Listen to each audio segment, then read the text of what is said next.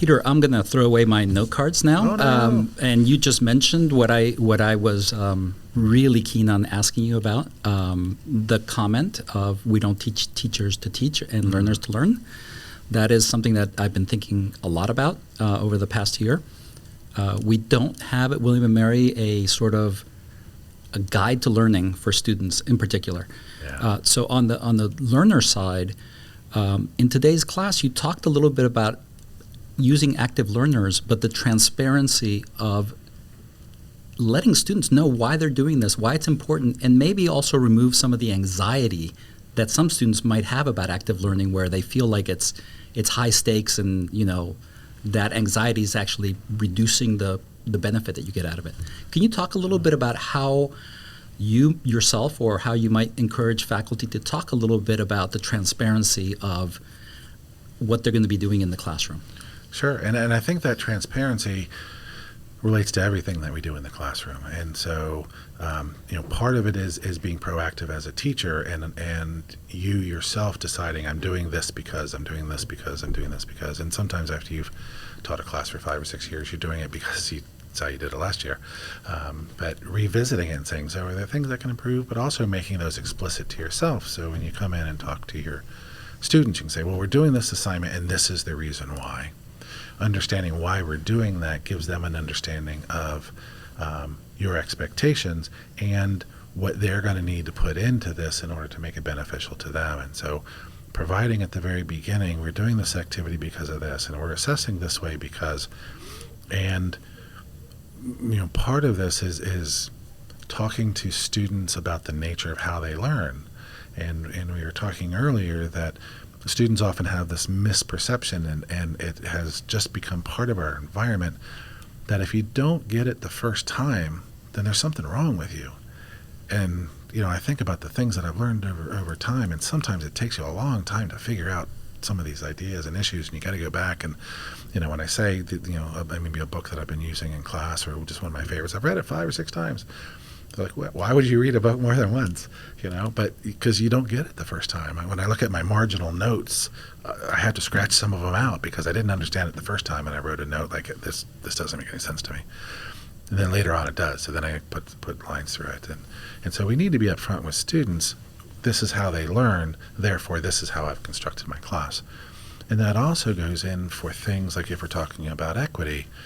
This is why we're approaching the class from this perspective, because we want to make sure everybody's voice is heard. We want to make sure everybody benefits from this.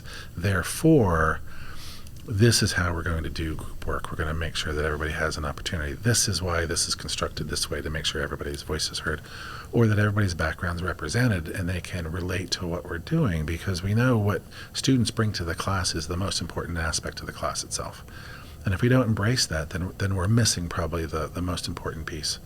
So we've got to be aware. I've got a class right now where most of my class was not raised in the United States. And so I need to take into account that they're from Saudi Arabia and from South Africa, and they're from New Zealand and Australia, places I don't know about. So I just have to ask questions. How is this like your system? How is this like what you do? We're talking a lot about culture. So what does this look like?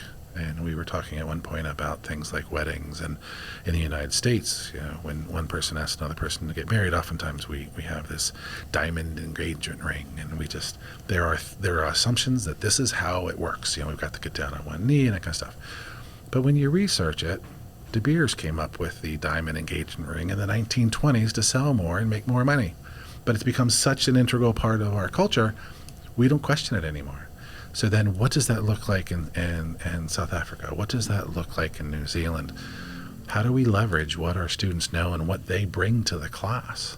And we've got to be open to that. And then that's one of the ways that we can make our class more equitable for our students, is allowing them to see that their voices and their backgrounds make sense. And we need to explain that to students so they're not wondering, why are we doing it this way? There's actually a reason for this, let me tell you.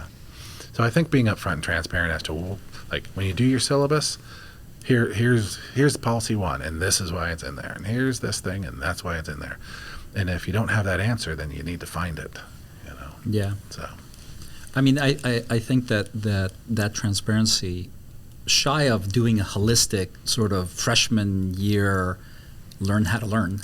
I think that there's a lot of value for doing this in the micro way within a course, specifically with how you design the course so they understand the process.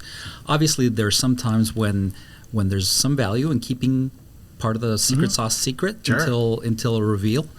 But I think having them understand why they're doing certain things or what the purpose of it is can be incredibly valuable, especially in that emotive domain or social domain where there's maybe a sense of insecurity or you're assuming things that they may have never done before. Yeah.